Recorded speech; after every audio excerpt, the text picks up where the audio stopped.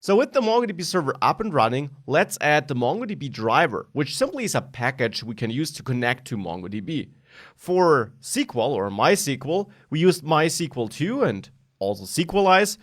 Now in my case here, or with MongoDB, we run npm install -- save, and then it's just MongoDB. And this installs the official MongoDB driver, which we can use to connect to MongoDB. Now with that installed, we can start using it. And we can start using it in the first file that gets executed when we bring up our server, which would be the app.js file, of course. There, we basically already do some database setup with SQLize, and we can get rid of all of that. We did create a default user here, but we did this in the MySQL world, so we'll start from scratch, basically. We can get rid of all the associations and so on we set up here, so let's get rid of that.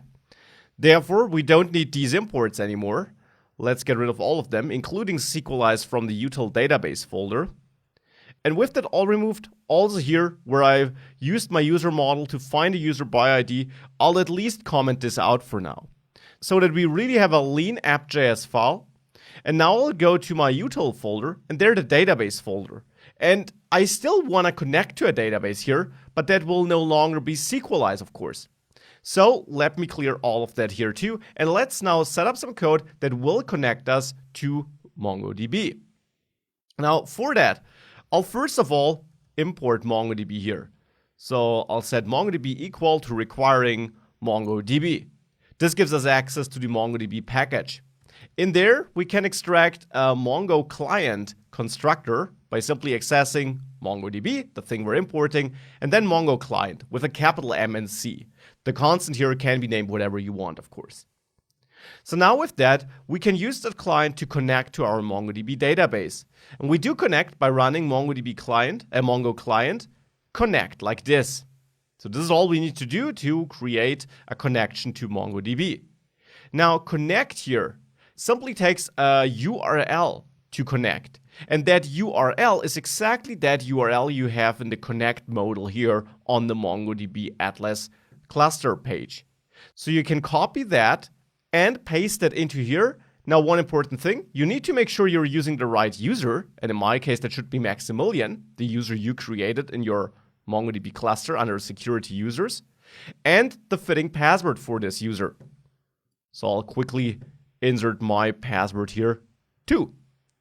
With that, we got all set up that we need to establish such a connection. Now, the connect method here actually returns a promise, which either fails if, or throws an error if the connection fails. And in such a case here, I, of course, want to output my error here so that we can diagnose it.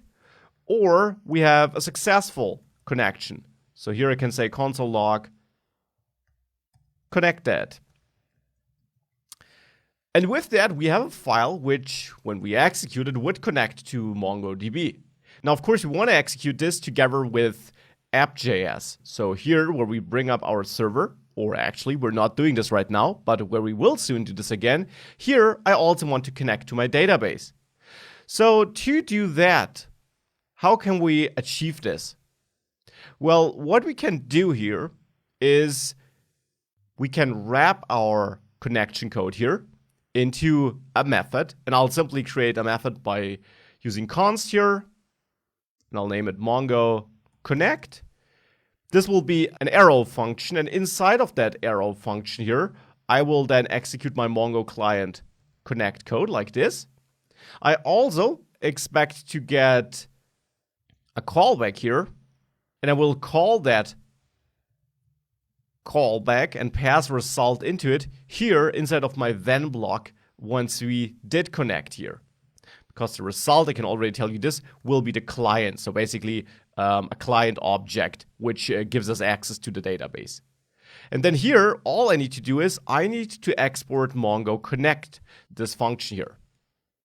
Now with that exported, we can go back to app.js and import that here. So here, I'll also name that Mongo connect, but that name is totally up to you. And I'll import from the util folder and there the database file.